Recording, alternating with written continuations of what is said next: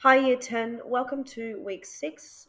This week we are going to be gearing towards assessment. I'm absent for today's lesson, but I'm going to take you through what you can expect for this week. This video will require you to also pause in some moments and work with a partner and also to work individually as well. And much of what we do this week is preparing you for what you need to be able to successfully complete your individual oral task in a few weeks' time. So, our learning intention for today's lesson is, and actually for this week, to identify and to analyze how isolation and intolerance have been represented in the Merchant of Venice. So, those are two key themes that we will look at today. You know that the second theme obviously is a little familiar because we hear this theme in your task sheet, and it's a theme that you know you need to focus on for assessment. So, your success criteria for today.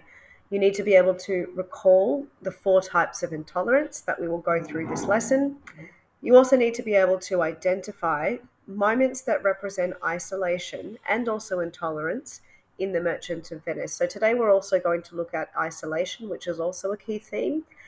And lastly, your third success criterion to analyze how authorial choices are used to heighten each theme. So you need to be able to do these three things. The second and third criterion are things that I'm going to get you to do individually. The first one is something that you might work on with a partner as well. Okay? So, isolation. I want you to take a moment to open your English book and have a think about the word isolation. In your own words, I want you to write me a definition.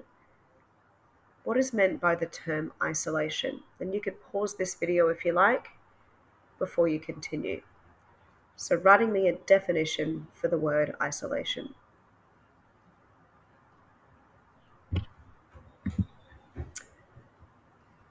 Okay, the next thing I want you to think about is where might there be a social or perhaps a political situation where isolation is evident?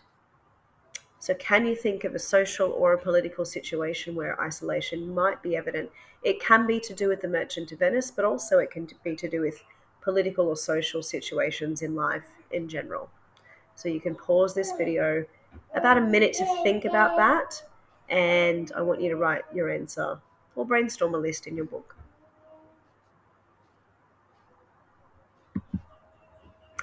Okay, so two definitions here that I have for you. I want you to compare these with your own definitions. Perhaps you'd like to note one of these down in your book as well. So, the first one, the condition of being alone, especially when this may make someone feel unhappy. The second one, the fact that something is separate and not connected to other things. So we see both of these in the Merchant of Venice. The second one is quite, I guess, accurate in seeing Shylock versus Antonio and seeing how Shylock feels in relation to other people in Venice. And I guess he speaks for many of the Jews. Perhaps this is something that we also see in terms of how women might feel during the Elizabethan era in Venice. So let's move on. Here's what I want you to do. I want you to partner up with someone, or perhaps if you need a group of three, you may work in a group of three, no more than three people, but pairs are absolutely fine.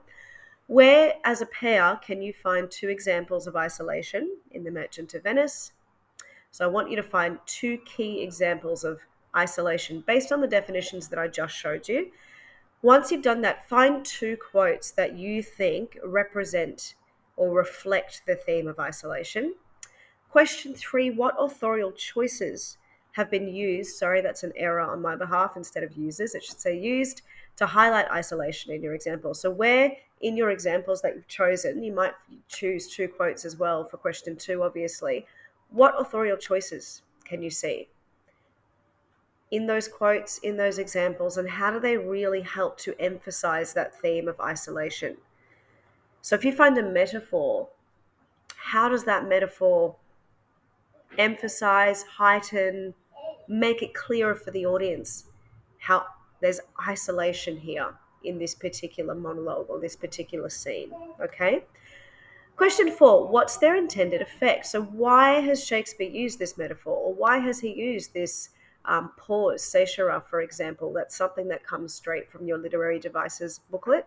You can use your literary devices booklet to help you here, obviously. So once you've answered those 4 questions together, okay, I want you to do part 5 individually. This is really important.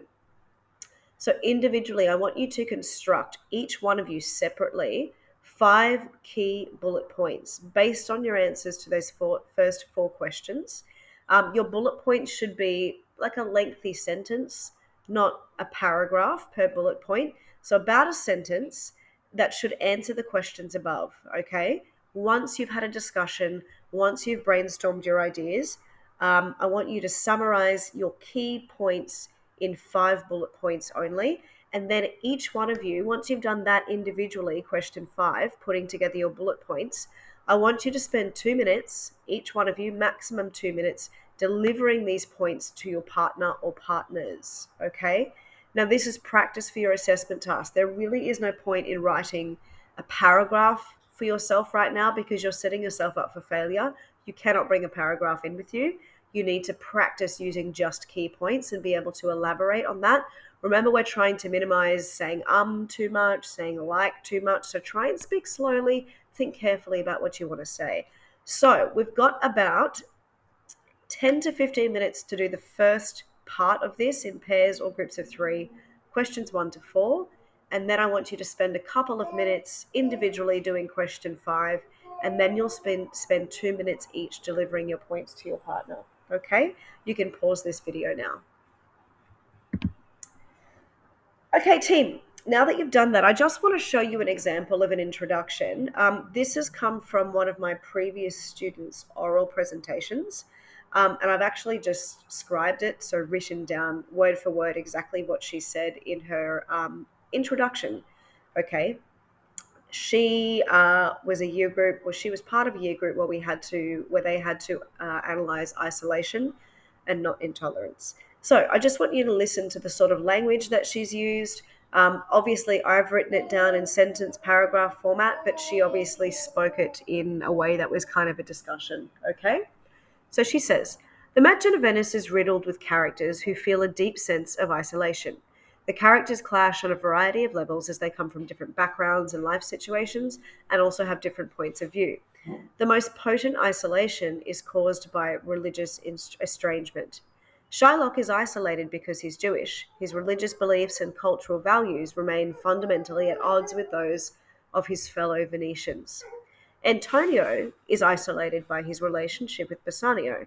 Their interaction seems to be defined and limited by what could be romantic love on Antonio's part. Isolation is a fact of life for the characters, and it proves to be somewhat insurmountable, colouring all of the characters' interactions. Based on what this person said, I'm not going to say whether it's great or whether it's a lower introduction. What do you think about the points they've made about isolation? Are they clear? I want you just to write maybe 2 or 3 notes. What points are being made here about isolation? Obviously, this person hasn't got evidence. This is just an introduction, okay, or part of an introduction, actually. So they haven't got evidence. They haven't done the activity that you've just done. But what do you think of, in terms of their language, how clear are their points? You can pause this video and have a think about that. Okay, guys, we are going to move from isolation to intolerance. So, if you can note down in your English book, there are 4 types of intolerance that we are going to look at this lesson. They are racial, gender, religious, and social intolerance. Okay? So, when we're looking at social intolerance, and these I would definitely be taking notes on in your English book. They are very, very, very important for your assessment piece, considering you need to be able to talk about intolerance. If you think about our learning intention as well, you need to be able to recall the 4 types of intolerance. So social intolerance, when we talk about social intolerance, we are talking about any intolerance towards cultural ideas or ways that might be different from our own. Okay? So culturally or socially, ideas that might be different from our own. Social intolerance is characterized by an unwillingness to see any value in them. So it's a failure for us to see the good in someone else's perhaps opinion or way of life, okay? That we don't see any value in the different way that someone does things. When we talk about racial intolerance, we're talking about prejudice, though, or hostility towards people of another race or color or of a different culture, okay? And I think we've been through racial intolerance quite a lot. So when we talk about racial intolerance, it's always to do with someone's skin color or their heritage, where they're actually from. Okay? It's not necessarily about religion here, but we're talking about the idea of being foreign. When we talk about religious intolerance, guys, we know this one. It is being intolerant. That is not accepting another person's religious beliefs or their practices, or the fact that they are not religious. Atheists can also be spoken about, treated in a prejudiced way because they are not spiritually faithful. Um, Point B here, religious intolerance can also be when a group, so a society, a religious group, a non religious group specifically, refuses to tolerate any practices, persons, or beliefs on religious grounds as well. So sometimes we see one particular group, hint, hint, Merchant of Venice, not tolerate other people's practices because they're not the same as their own. The last one, guys, so this is number 4 of our intolerance types, gender intolerance. This is when we see unequal or disadvantageous treatment of an individual or group of individuals because of their gender. Okay, so that would mean that perhaps men are at a disadvantage or women are at a disadvantage because they are who they are in terms of gender. Okay, so this is the last part of our lesson today, and you're going to spend the rest of the lesson doing this. So, what I'd like you to do is to, on your own now, and this is really important for your assessment task, you can go back, you can write down the definitions that I've just said, you can rewind this video, but now on your own, what you need to do is create a mind map, and I want you to do this in your English book as opposed to on Jamboard or anything like that, because I want you to also be flicking through the play. So can you create in your English book a mind map, all right? Label that mind map in the middle with intolerance, because we are looking at intolerance today. You might want to create 4 categories as well in your mind map. So social intolerance, racial intolerance, religious and gender intolerance. And I want you to begin brainstorming all the moments in the play where you see these types of intolerance, these different types of intolerance, because intolerance isn't always just racial. There's different ways that people can be intolerant of each other. So create a mind map, in the middle intolerance, and then we want to break it into 4 subsections: social, racial, religious, gender intolerance. Once you have brainstormed as many moments in the play that are examples of where you can remember, yeah, that's an example of social intolerance. Oh, when they talk about the fact that he's a Jew and his beliefs, that's religious intolerance, okay? So pick specific parts, i.e., when Portia, write that down. If you can remember the act and the scene, also put it in brackets as well. The more detail, the better. Once you finish that, I want you to look at your mind map, and I want you just to consider all the moments that you've found. Which moments in the play are you personally most drawn to? Which ones do you think, yeah, that's a really good example of intolerance? Oh, that's a really good example of social intolerance, the social hierarchy, perhaps. Which moments are you most drawn to? Put a little star next to them, or maybe you want to circle them, whatever you want to do. And then what I'd like you to do, once you've kind of narrowed down, you know what, I really like these 2 moments here, I want you to browse through your copy of The Merchant of Venice to those particular moments that you've chosen. And I want you just to start analyzing each of those chosen moments, even if it's just 2 that you've taken from your mind map. If, let's say, for example, I want to choose, and no one is allowed to choose this moment because we've already analyzed it in class, you cannot use this for assessment. But let's say I want to use the I am a Jew monologue, okay? I want to open up that monologue, and question 5, start to identify as many authorial choices as I can. If I can't really find a lot, it might be 2 things. It might mean that your knowledge of authorial choices is still quite low and you need to go back and study some. You can use your literary device booklet for this.